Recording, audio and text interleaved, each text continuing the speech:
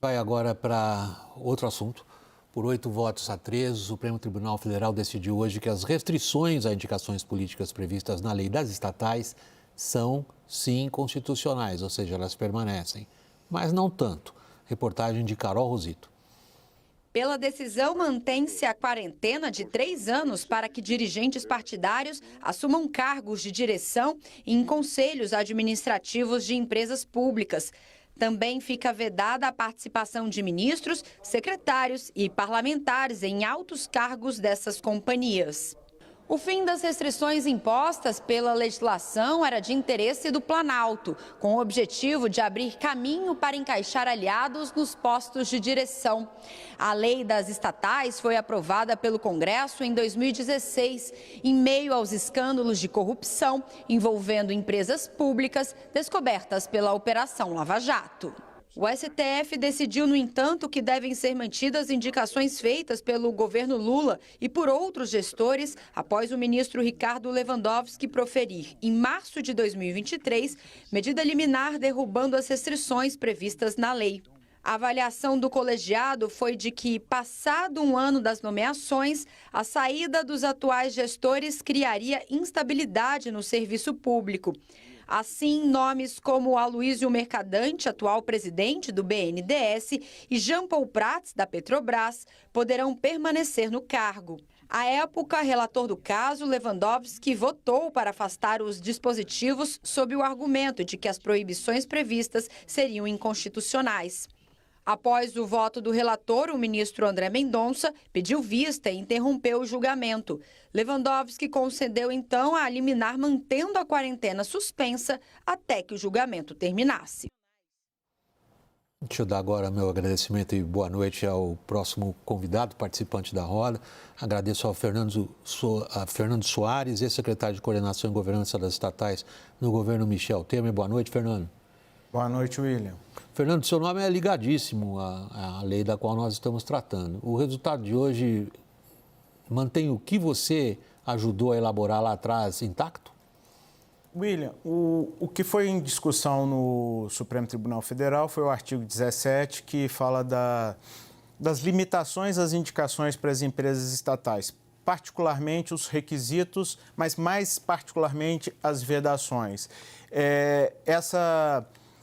Muitas pessoas assim falaram que, enfim, esse interstício, essa discussão no Supremo foi ruim.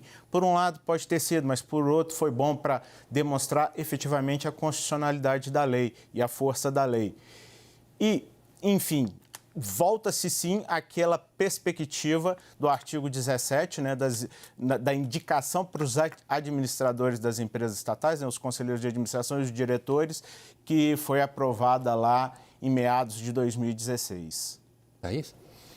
Oi, Fernando. Boa noite. Fernando, eu fui ler um pouco os pontos centrais dos votos do STF e eu acho que cada um deles, com o seu lado, demonstrou o que estava em debate. E há alguns adjetivos, assim como eficiência, transparência, conformidade, moralidade. Nesse embate do STF, quais desses valores você acha que foram preservados ao se manter a constitucionalidade da lei? Thaís, boa noite. Eu acho que o valor que foi preservado, fundamentalmente, é o da governança corporativa. E dentro dos valores da governança corporativa, um dos mais caros para nós que atuamos nessa área é a questão do conflito de interesse. Então, o ponto não é que um político não possa vir a ser indicado para uma estatal, mas ele não pode estar conflitado com aquilo. Então, por isso, a figura da quarentena que tem lá na lei das estatais, que foi posta em 2016. Então, eu acredito, sim, a figura do conflito de interesse foi preservada com essa decisão do Supremo Tribunal Federal. Daniel? Fernando, nós nos falávamos muito em 2016, até um pouquinho antes, quando essa lei começou a ser elaborada aí no projeto e você participou tão ativamente, e havia ali naquele momento uma concepção de que as empresas estatais teriam que ser mais eficientes por critérios muito objetivos e basicamente preencher lacunas muito específicas onde o setor privado, em alguns casos, não poderia chegar. com avaliações muito rigorosas. Você tem a impressão de que a concepção de por que devem existir empresas estatais e em quais setores foi se perdendo em tão pouco tempo? Daniel, isso é um mandato constitucional. Eu volto aí para a Constituição Federal, artigo 173. Parece até aula de direito, mas isso é o basilar para a gente. Lá tem dois pontos. Eu só posso ter estatal no Brasil se ela atuar em segurança nacional, que aí é própria atuação do Estado, ou interesse coletivo. Interesse coletivo ou da coletividade quer dizer o seguinte: eu tenho alguma necessidade pública da sociedade, eu tenho que fazer o atendimento ao interesse público e eu não tenho uma provisão privada ou eu não tenho uma provisão privada suficiente naquela lacuna. Então, eu tenho que ter essa provisão estatal. Então, esse, para mim, é a base que a gente tem que analisar das estatais brasileiras. E, a partir disso, aí vai se dizer, a estatal pode atuar em um regime diferenciado daquele regime do privado? Ora, se ela está ali para atender o interesse da coletividade, pode. Mas esses dados têm que ser mensurados, têm que ser transparentes, têm que ser claros. E a própria lei das estatais define as condições que isso pode acontecer. Não é que não possa acontecer, mas com tudo definido, primeiro, em lei ou regulamento, e com toda essa contabilidade esclarecida para a sociedade, onde a transparência é fundamental para tanto.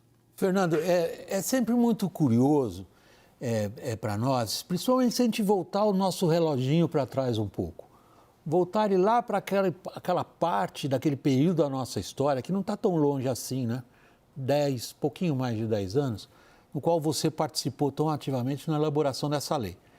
Talvez ela não tivesse sido necessária, Fernando. A descrição que você faz do artigo 173 da Constituição e por que as estatais no Brasil podem e devem existir, ninguém pensou que elas fossem transformadas por conta de indicações políticas numa grande central de roubalheira, na qual o que importava era ocupar pedaços das estatais transformadas em ferramentas na defesa de interesses particulares e corruptos.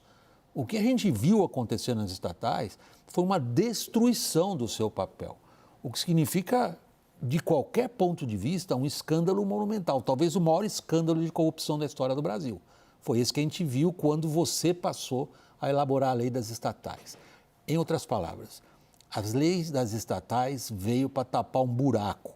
Tapou? Eu acho que é uma mudança cultural, ela já avançou bastante, mudou bastante as nossas estatais, os resultados vieram melhorando, né? Os resultados financeiros das empresas estatais melhoraram, mas aí é uma atuação diuturna. Então, uma atuação diuturna da sociedade, da própria imprensa, dos órgãos de controle. Da mesma forma, quando eu estava lá, eu era o tempo inteiro arguído pela Controladoria Geral da União, Tribunal de Contas da União. Então, tem que ser, a lei ajuda sim, mas o que eu tenho que partir é o seguinte: depois que eu tenho a lei, agora eu tenho que fazer o quê? O funcionamento da lei dentro das nossas organizações. Esse é o segundo ponto que aperfeiçoou, melhorou bastante, mas a gente tem um longo caminho a percorrer e ainda muita coisa a ser feito nesse sentido. Se nós temos até problema nesse sentido nas empresas privadas, uma hora e outra a gente vê alguns problemas, CVM entrando, etc. Nas estatais não são diferentes, a eterna vigilância, seja pela imprensa, seja pelos órgãos de controle, seja pela sociedade, é natural da evolução. Daniel? William, só me parece importante aqui a gente tratar de temas como transparência, que foi uma expressão usada aqui pelo Fernando Soares, não como um conceito abstrato. No caso das estatais, transparência significa, por exemplo, a divulgação de um relatório agregado de empresas estatais federais, com dados ali muito objetivos das mais de 60 empresas que ainda existem, 60, um pouco mais de 50, que ainda existem, com dados de diretoria executiva, conselho fiscal, conselho de administração, quantos aposentados e pensionistas você tem ali no caso dessas empresas.